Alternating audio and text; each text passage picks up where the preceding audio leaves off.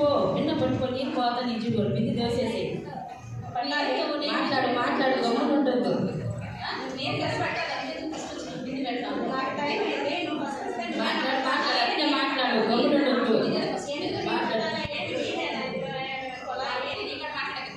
పట్టు బింది దోసేసేది. బింది దోసేసి మాట్లాడు గమ్మున ఉండొద్దు.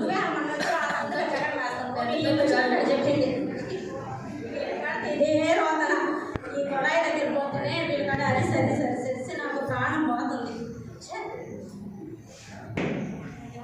నేను ప్రార్థన చేయకుండా ఎక్కడ చూసినా నాకు ప్రాబ్లం జరుగుతూనే ఉండేది. ఈ రోజున నేను ప్రార్థన చేయాలి.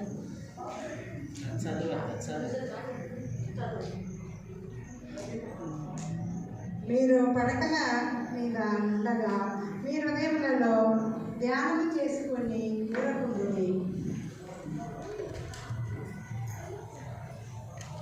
యేసు స్వామి, ఈరోజు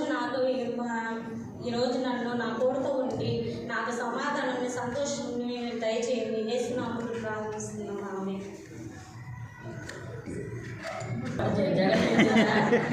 విన్నారా?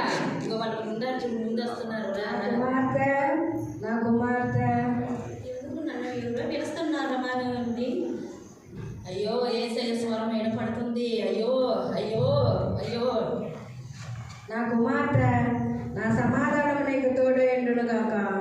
అమ్మే ఎవరు యేసు ఈరోజు నాకు సమాధానం ఇచ్చిండు. నేను అందరి దగ్గర సమాధానంగానే ఉండాలా?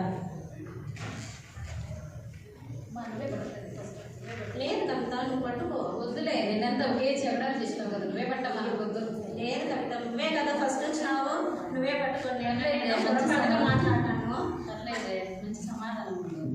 మన ఇద్దరం సమాధానంగానే ఉంటాము. ఎందుకంటే నేను కొంచెం పొరపాటుగా నేను మాట్లాడేస్తున్నాను. సారీ చేసుకో కవిత. పట్టుకో.